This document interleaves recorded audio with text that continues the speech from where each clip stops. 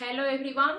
आप सबको मैं क्या बता रही थी आपको छोटी आंत के बारे में, यानी कि स्मॉल इंटेस्टाइन के बारे में हम आपको पूरी तरह से डीपली पूरा बता दिए। आपको आहार नाल में आपका जहाँ पे पाचन पूरी तरह से समाप्त हो जाती है, पूर्ण हो जाती है। मैंने छोटी आंत के बारे में आपको एक एक पॉइंट आपको बहुत अच्छे से समझाई, ठीक है। लेकिन हाँ, एक बात आप लोग का है, मैं आपको बोलती नहीं थी, लेकिन यहाँ पे मैं आपको बता रही हूँ कि आपको इसमें किसी प्रकार का कोई भी दिक्कत आए, कोई भी प्रॉब्लम है बाबू, तो आप हमसे कमेंट करके ज़रूर पूछिएगा।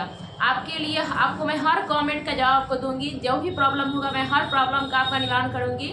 लेकिन आपको कोई भी दिक्कत होगा तो आप बिल्कुल भी बेहिचक होकर करके बिना टेंशन फ्री, बिना टेंशन का आप क्या कीजिएगा, हमसे सवाल कीजिएगा। जो भी आपका सवाल होगा, क्लास 10 चैप्टर 1 आपका कल ख़त्म हो जाएगा। क्लास 10 चैप्टर 1 कल ख़त्म हो जाएगा और कल क्लास में आप बिल्कुल ही उपस्थित अच्छे से रहिएगा, क्योंकि आपका जो क्लास है ना, जितना भी बातें मैंने आपको बताई है पहले भी है, जो बातें मैं आज भी बताने वाली हूँ बड़ी आंख के बारे में, वो काफ़ी इंपॉर्टेंट है आपके लिए। आपके एग्जाम में यहाँ से क्वेश्चन बहुत ज़्यादा क्वेश्चन फंसते हैं, बहुत ज़्यादा क्वेश्चन बनते हैं, तो आप लोग इस चैप्टर को बहुत अच्छे से पढ़िएगा। क्योंकि देखो बाबू, हम क्या करते हैं, हमारा सिर्फ काम होता है पढ़ना, पढ़ते हैं छोड़ देते हैं। लेकिन हमारा भी तो शौक होता है ना कि हम भी टॉपर बने, हम भी टॉप 10 में आए। तो टॉप 10 में आने के लिए क्या होता है ना कि सिर्फ पढ़ना काफ़ी नहीं होता है, पढ़ना भी होता है, अच्छे से समझना भी होता है, और समझ करके उसको क्या करना होता है, नोट्स भी बनाना होता है। तो हम यहाँ पे सब करा रहे हैं, आपको अच्छे से पढ़ा भी रहे हैं, समझा भी रहे हैं, साथ साथ आपका नोट्स भी बनवा रहे हैं। और आज से बाबू आपके पास कोई भी डाउट हो, किसी वीडियो में कहीं पे भी किसी पॉइंट में आपको डाउट हो बाबू,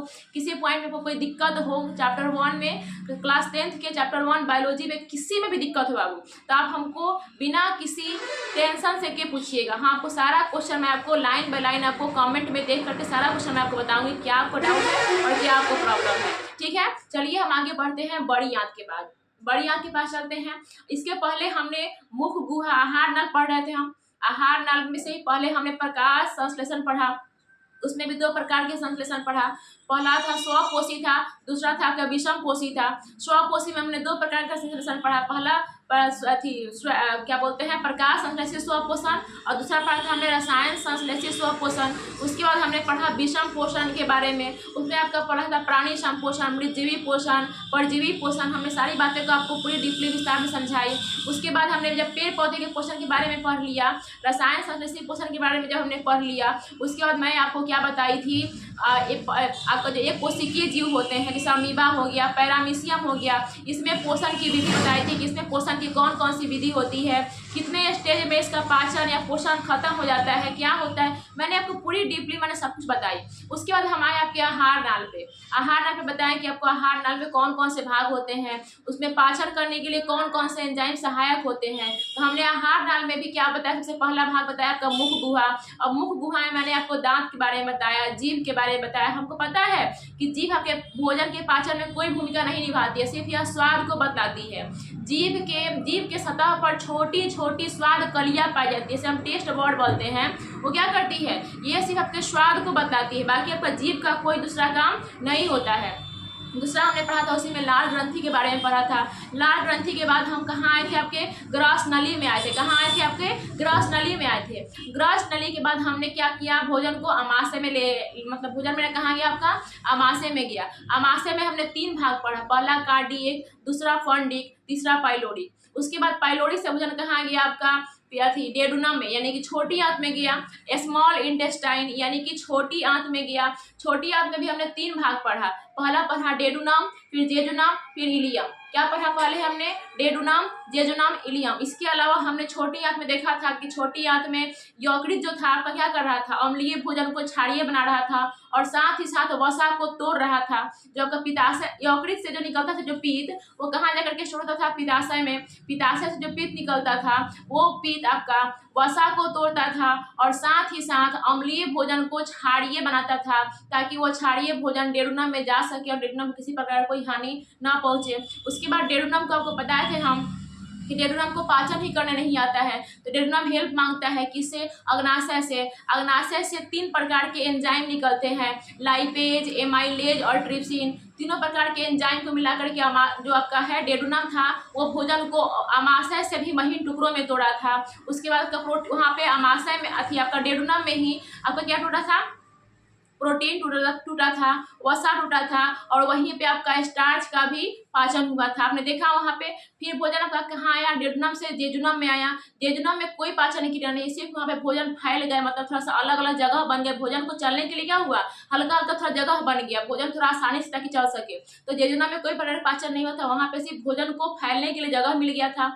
और उसके बाद हमने पढ़ा, कल के क्लास में पढ़ा हमने इलियम के बारे में, जो छोटी है तो सबसे मतलब अहम भाग होता है। यहाँ पे भोजन की पूरी पाचन क्या हो जाती है, समाप्त हो जाती है। यानी कि इलियम में क्या होती है आपका, इलियम में बहुत सारे प्रकार के एंजाइम निकलते हैं, इरेप्सिन, लाइपेज, लैक्टेज, ग्लैक्टेज, बहुत प्रकार के एंजाइम निकलते हैं। जो आपके कोई एंजाइम होते हैं जो आपको प्रोटीन को तोड़ता है, कोई एंजाइम आपके वसा को तोड़ता है, कोई स्टार्च का पाचन करता है, कोई ग्लूकोज को तोड़ता है। बहुत सारे प्रकार के एंजाइम के बारे में हमने कल डिस्कशन किया था आपको इस क्लास में। इसमें आप देखिए यहाँ तक हमने, उसके बाद हमने एक बात और बताई थी कि छोटी आंत में आपके छोटी आंत के जो इलियम होता है, उस इलियम में छोटी छोटी उंगली के समान संरचना पाई जाती है, जो आपके छोटी आंत में पचे हुए भोज्य पदार्थ का अवशोषण करती है। क्या करती है, अवशोषण, मतलब जो पचे हुए भोज्य पदार्थ है वहाँ से प्रोटीन, कार्बोहाइड्रेट, जो खनिज आपके बने भोजन में, उसको चूसती है, यानी कि अवशोषण करती है। इस आपको बातें हमने क्या बताई थी, अवशोषण करने का काम कौन करती है, आपका विलाई कहती है, विलाई करती है। वही विलाई को क्या बोलते हैं, हम इंग्लिश में विली बोलते हैं। तो देखो बाबू, यहाँ तक बातें हमने कल आपको पूरी तरह से क्लियर कर दिया था। अब इसमें आपको आहार नाल से लेकर के आपको प्रकाश संश्लेषण हो जाए, या फिर एक कोशिकीय जीवों में पोषण हो जाए, इसमें आपको कहीं पे भी कहीं से भी कोई भी दिक्कत आती है तो आप कमेंट करके जरूर पूछिए। मैं आपके हर सवाल का जवाब दूंगी। जिस आपके क्वेश्चन में कोई भी प्रॉब्लम आती है, किसी प्रकार कोई दिक्कत आता है, तो मैं आपको सब कुछ बताऊंगी। अब हम छोटी आंत तक आपको कल निपटा दिए हैं। अब हम क्या पढ़ेंगे बाबू, बड़ी आंत में। उससे पहले हम क्या जानेंगे कि छोटी आंत और बड़ी आंत जिस जगह पे, जिस पॉइंट पे मिलती है, यहाँ पे देखिए, यहाँ पे क्या है आपका, ये जो ऐसा दिख रहा है, ये क्या है आपका, छोटी आंत है। और छोटी आंत और बड़ी आंत के जो नली दिखाई देती है, जहाँ पे छोटी आंत और बड़ी आंत के जोड़ मिलता है, जो छोटी आंत और बड़ी आंत के जोड़ होते हैं, जो नली होती है, जो मिलान बिंदु होती है, उसे हम कहते हैं सीकम। क्या कहते हैं, उसे हम सीकम कहते हैं। यानी कि छोटी आंत और बड़ी आंत के जोड़ को क्या कहते हैं, हम सीकम कहते हैं। ठीक है। अब बड़ी आंत देखिए, हम बड़ी आंत तो होता है, हम उसको तो बड़ी आंत ही बोलते हैं। दूसरा बात क्या होता है कि जो बड़ी आंत होता है ना, वो छोटी आंत की तुलना में चौड़ा जरूर होता है, लेकिन छोटी आंत की तुलना में लंबा नहीं होता है, वह छोटा होता है। छोटी आंत देख रहे हो आपको कैसा होता है, बिल्कुल ऐसे ऐसे ऐसे बहुत सारे पाइप के समान बहुत सारा रचना होती है, ऐसे होती है। ठीक है ना। और बड़ी आंत क्या होता है, चौड़ा जरूर होता है, लेकिन वह छोटी आंत की तुलना में क्या होता है, लंबा नहीं होता है। अब देखिए, बड़ी आंत को तो हम लोग बोलते हैं कि बड़ी आंत है, लेकिन उसको टेक्निकल भाषा में हम लोग क्या बोलते हैं, कोलोन बोलते हैं। क्या बोलते हैं उसको, हम कोलोन बोलते हैं। तो बड़ी आंत के 3 भाग होते हैं। कितने भाग होते हैं, 3। पहला होता है सीकम। सीकम किसे कहते हैं, छोटी आंत और बड़ी आंत के जोड़ को क्या कहते हैं, हम सीकम कहते हैं। दूसरा क्या होता है आपका, कोलोन। कोलोन क्या होता है, यहाँ से देखिए, यहाँ से ये पूरा पार्ट जो आपको दिख रहा है, ये सारा पार्ट क्या होता है, कोलोन होता है। क्या होता है आपका, कोलोन होता है। ये आपका जो होता है एसेंडिंग कोलोन होता है। ये जो होता है यहाँ पे सामने दिख रहा है, एसेंडिंग कोलोन होता है। हिंदी में कहते हैं ऊपर मुखी, ऊपर मुखी इसको बोलते हैं, मतलब ऊपर की ओर जाने वाला है। यहाँ से भोजन क्या होगा, पहले ऊपर जाएगा। जो पचे हुए भोज्य पदार्थ है वहां से भोजन कहाँ जाएगा, ऊपर जाएगा। तो इसको बोलते हैं हम एसेंडिंग कोलोन। इसको बोलते हैं हम ट्रांसवर्स कोलोन। इसको क्या बोलते हैं हम,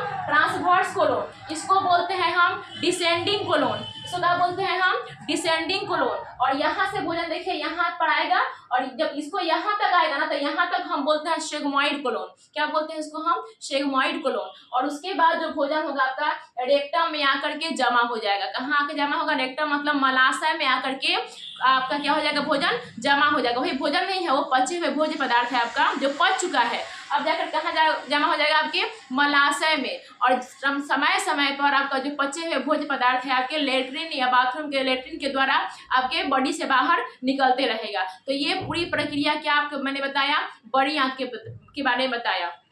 सबसे पहले मैंने क्या बताया, बड़ी आंत के 3 भाग, पहला सीकम, दूसरा कोलोन, और तीसरा बताइए, कमेंट में करके बताइए कि तीसरा क्या हमने बताया। ठीक है। अब कोलोन को भी मैंने चार भागों में बांट दिया। पहला आपको बताया असेंडिंग कोलोन, दूसरा आपका ट्रांसवर्स कोलोन, तीसरा आपका डिसेंडिंग कोलोन, चौथा आपको बताया सेगमॉइड कोलोन, और यहाँ पे सेगमोइड कोलन के बाद भोजन कहाँ जाता है आपके, तो मलाशय यानी कि रेक्टम में जा करके स्थिर रहता है, वहीं पे जा करके रहता है। और टाइम टाइम पे आपको बाथरूम के द्वारा क्या होती है, वो आपका पचे हुए जो भोज्य पदार्थ है वो बाहर निकलते रहते हैं। ठीक है, तो ये पूरी प्रक्रिया किसकी हो गई, आपका बड़ी आंत की। दूसरा बात अब क्या होता है, बड़ी आंत में किसी प्रकार का भोजन का पाचन नहीं होता है, वहां पे सिर्फ पचे हुए भोज्य पदार्थ से जल का अवशोषण होता है। क्या होता है, वहां पे पचे हुए भोज्य पदार्थ से जल का अवशोषण होता है, भोजन का अवशोषण नहीं होता है। मैंने आपको बताया है कि भोजन का अवशोषण कहाँ पे होता है, मैंने आपको इसके पहले लेक्चर में आपको बता चुका है। तो आपको अगर पता नहीं है, डायरेक्टली आप इस लेक्चर पे आए हैं, सबसे पहले आप जाकर के देखिए इसके पहले लेक्चर पे कि हमने बताया है कि भोजन का अवशोषण यानी कि भोज्य पदार्थ का अवशोषण कहाँ पे होता है। आपके बड़ी आंत जो होता है ना बाबू, वहां पे आपके सिर्फ जल का अवशोषण होता है, जल के अवशोषण होता है। एक बार और क्वेश्चन पूछता है आपके कि बड़ी आंत में कौन सी विटामिन पाई जाती है, तो बड़ी आंत में विटामिन बी पाई जाती है। क्या पाई जाती है, विटामिन बी पाई जाती है। तो इतना बात आपको मैंने बड़ी आंत के बारे में समझा दिया। अब जितना बातें मैंने आपको बड़ी आंत के बारे में बताई, जो बातें मैंने आपको बताई वो सब बातें मैंने यहाँ पे लिखा है।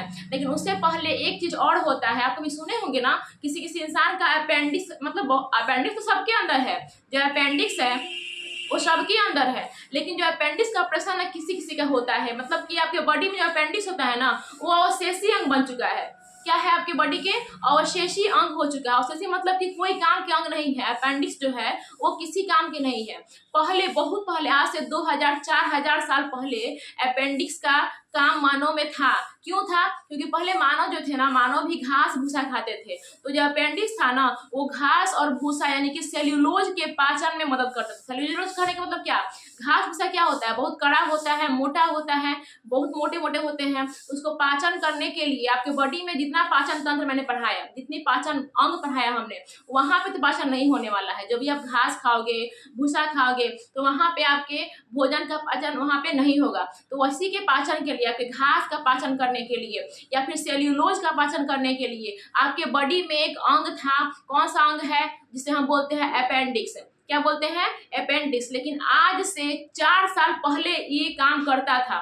4 साल बोल रहे हैं, आज से 4000 साल पहले अपेंडिक्स का काम था। क्यों काम था, क्योंकि उस समय लोग क्या करते थे, घास भूसा बिना उबाले हुए खाना खाते थे, जिसके लिए भोजन को पचाने के लिए क्या जरूरी था, अपेंडिक्स जरूरी था। लेकिन अब हम ऐसा खाना ही नहीं खाते हैं, ना ही घास भूसा खाते हैं और ना ही हम खाना को बिना उबाले बिना पकाए खाते हैं। तो उसके लिए क्या, अब जो अपेंडिक्स है ना बाबू, अपना काम ही भूल गया है कि उसको भोजन को पचाना होता है। तो क्या होता है ना बाबू, कभी भी आप वैसे खाना खा लेते हो जैसा खाना आपके बॉडी में पच नहीं सकता है, तो गलती से यदि आपके अपेंडिक्स में आकर के फंस जाएगा ना, तो वही अपेंडिक्स में उसको तो आप पाचन ही भूल गया है। क्या हुआ है कि समझिए एक बात कि अपेंडिक्स क्या होता है। जो अपेंडिक्स होता है ना, मान के चलिए बाबू के घर पे कोई बाइक है या फिर कोई गाड़ी है, आप उसको खरीद करके आराम से रख दिए घर में, खूब बढ़िया अच्छा से सवार के घर में रख दिए, और उसको 200 साल 300 साल बाद आप आ रहे हैं, चला रहे हैं, क्या वो गाड़ी चलेगा? आपका गाड़ी न्यू है, आपने कुछ गाड़ी में कुछ नहीं किया है, क्या आपका गाड़ी चलेगा? नहीं चलेगा। वो गाड़ी चलना ही भूल जाएगा कि गाड़ी चलेगा कैसे, चलेगा ही नहीं। सब उसका जो भाग है सब क्या हो जाएंगे, खराब हो जाएंगे। सेम वही काम आपके बॉडी में क्या किसका है, आपका अपेंडिक्स का है। जो अपेंडिक्स है वो क्या किया है, 4000 साल पहले उसका काम क्या था, यह मतलब आज से 4000, 2000, 3000 साल पहले जो लोग आपका कच्चे जो भोजन करते थे या फिर आपका घास भूसा खाते थे, तो उसको पचाने का काम किसका था, अपेंडिक्स का था। लेकिन अब ना ही लोग घास भूसा खाते हैं और ना ही कोई कच्चे पदार्थ का सेवन करते हैं, जिसकी वजह से अपेंडिक्स अपना कार्य करना ही भूल गया कि हमारा काम क्या है। तो गलती से भी आप कुछ ऐसे पदार्थ खा लेते हो, जो आपके बॉडी के जो पाचन तंत्र है, जो पाचन अंग है, उसको नहीं पचा पाएगा, और गलती से भी आपका भोजन जाकर के जब अपेंडिक्स में फंस जाएगा ना, तो आपका अपेंडिक्स सड़ जाएगा, और सड़ने के बाद वहां पे घाव हो जाएगा। तो डॉक्टर क्या करता है, ऐसे भी आपकी बॉडी में अपेंडिक्स का कोई काम नहीं है, तो उस समय क्या होता है कि अपेंडिक्स में दर्द होने लगेगा, तो डॉक्टर क्या करते हैं, डॉक्टर उसको अपेंडिक्स को काट करके ही निकाल देते हैं, क्योंकि डॉक्टर को भी पता है कि क्या है आपकी बॉडी के लिए अवशेषी अंग से कोई काम नहीं है। ठीक है, अब आपके दिमाग में सवाल उठेगा बाबू कि ये अपेंडिक्स आखिर होता कहाँ पे है। आखिर जो मैं बता रही हूँ कि मैम बता रही है कि अपेंडिक्स आखिर होता कहाँ पे है, कहाँ है अपेंडिक्स। तो देखिए, जो अपेंडिक्स होता है ना, मैंने क्या बताया कि बड़ी आंत और छोटी आंत के जोड़ को हम सीकम बोलते हैं। क्या बोलते हैं? सीकम। और सीकम के ठीक शीर्ष पर, ये सीकम है बाबू, यही आपका सीकम है। ये क्या है आपका, मैं आपको लिख देती हूँ, ये आपका जो पार्ट है, ये पूरा पार्ट में जो घेरा है, ये आपका क्या है? सीकम। सीकम।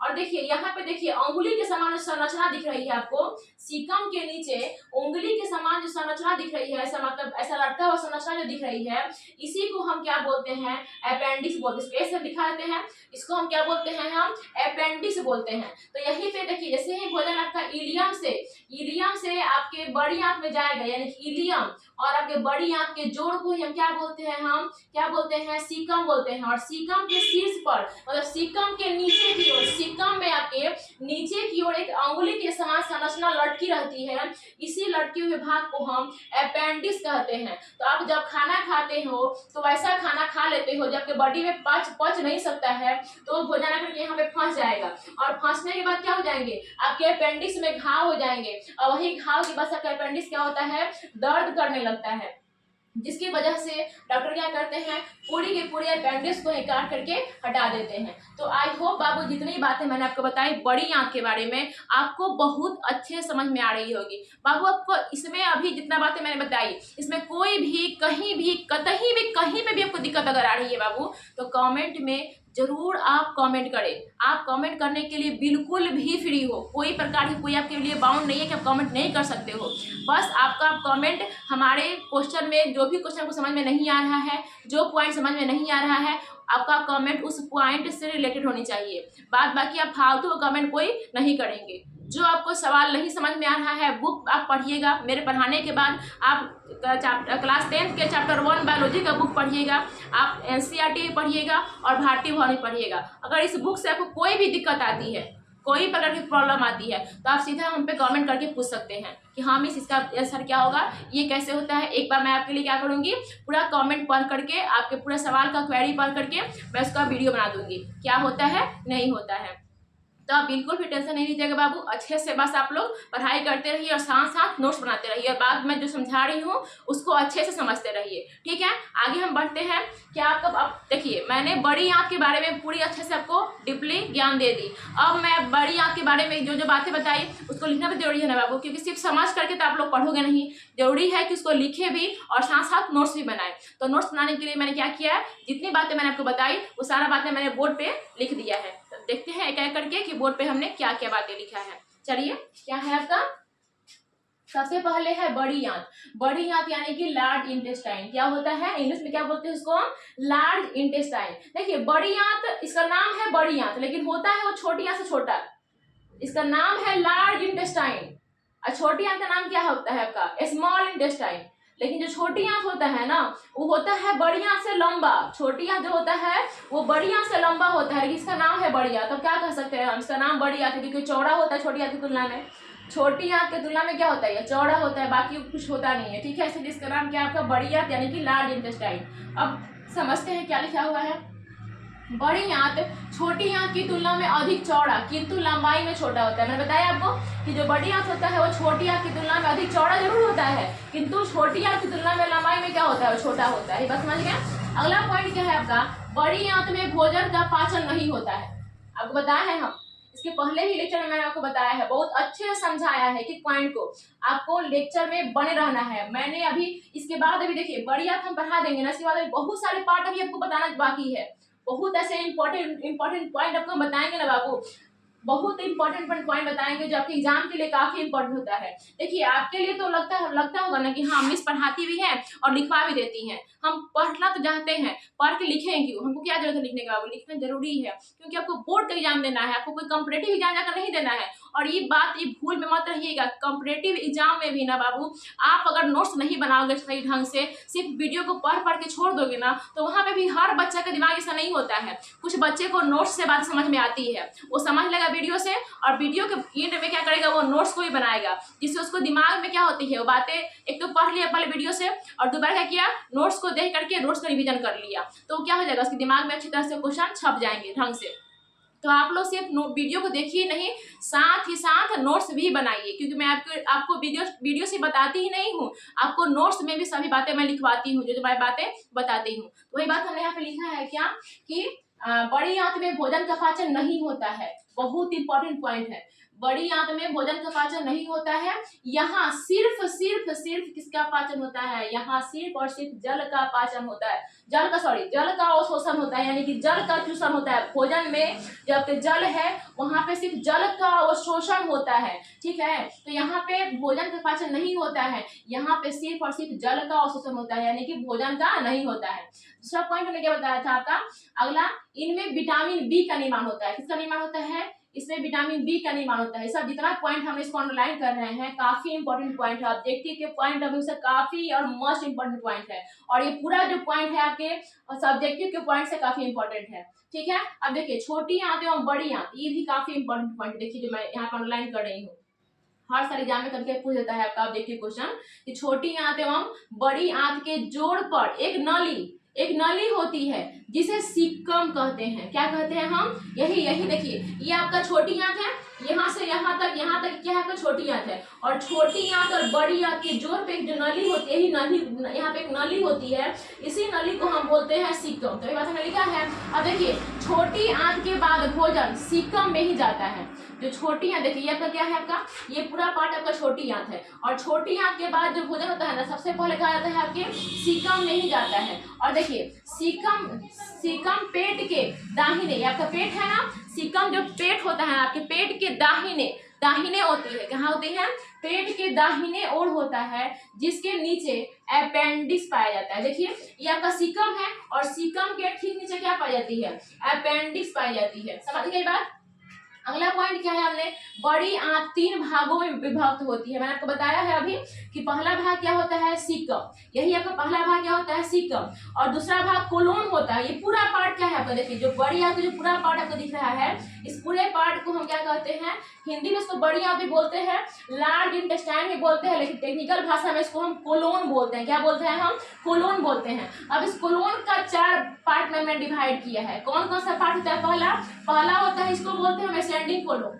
असेंडिंग मतलब बढ़ता हुआ कोलोन, मतलब ऊपर जाएगा, असेंडिंग कोलोन। इसको हम बोलेंगे ट्रांसवर्स कोलोन, इसको क्या बोलेंगे हम, यहाँ पे नहीं करते हैं, यहाँ पे हम कर देते हैं, इसको हम बोलेंगे ट्रांसवर्स कोलोन, इसको बोलेंगे हम डिसेंडिंग कोलोन, और इसको बोलेंगे हम सेगमॉइड कोलोन। क्या बोलेंगे इसको हम, सेगमॉइड कोलोन। और इसको हम क्या बोलेंगे, देखिए पहला हिस्सा सीकम, दूसरा भाग कोलोन, कोलोन के 4 पार्ट हमने बता दिया, और तीसरा भाग क्या होता है आपका रेक्टम, यानी कि जो आपका बड़ी आंत से जो भोजन होते हैं पूरी तरह से पच करके नहीं, पूरी तरह जल का अवशोषण करके कहाँ जाते हैं, रेक्टम में। इसी को हम क्या बोलते हैं, इसी पार्ट को क्या बोलते हैं हम, रेक्टम, RECTUM। रेक्टम मतलब क्या होता है, मलाशय। यहाँ पे जाकर के जब भोजन होता है ना, यहाँ पे आपके रेक्टम में जाकर भोजन क्या होता है, संचित रहता है, अस्थिर रहता है, और समय समय पर आपके बाथरूम के द्वारा क्या होते हैं, वह बाहर निकलते रहते हैं, ठीक है। अभी आपको और हम बताएंगे इसके बाद भी, अभी आपके वीडियो में बहुत इंपॉर्टेंट पॉइंट बताएंगे आपको ऑब्जेक्टिव के पॉइंट ऑफ व्यू से, कि आपका लेट्रिन जो होता है उसका रंग पीला क्यों होता है, आपके पेशाब का रंग हल्का पीला क्यों होता है, आपके लेट्रिन का जो रंग होता है वो पीला हो जाता है, किसकी वजह से हो जाता है, क्या वजह होती है। ये सारी बातें मैं आपको अभी के लेक्चर के बाद अभी तुरंत बताने वाली हूँ, तो वीडियो में आप लोग बने रहिए, क्योंकि अभी इसके बाद अभी मैंने बड़ी आंत के बारे में अभी आपको समझाया कि बड़ी आंत क्या होता है, उसके बारे में लिखवाया, लेकिन अभी भी इसमें बहुत से पॉइंट ऐसे हैं जो कि एग्जाम के पॉइंट ऑफ व्यू से, सिर्फ बोर्ड एग्जाम के पॉइंट ऑफ व्यू से ही नहीं, बल्कि किसी भी कॉम्पिटेटिव एग्जाम के पॉइंट ऑफ व्यू से काफी इंपॉर्टेंट है। इसलिए वीडियो में आप लोग बने रहिएगा। चलिए आगे देखते हैं बड़ी आंत में ही।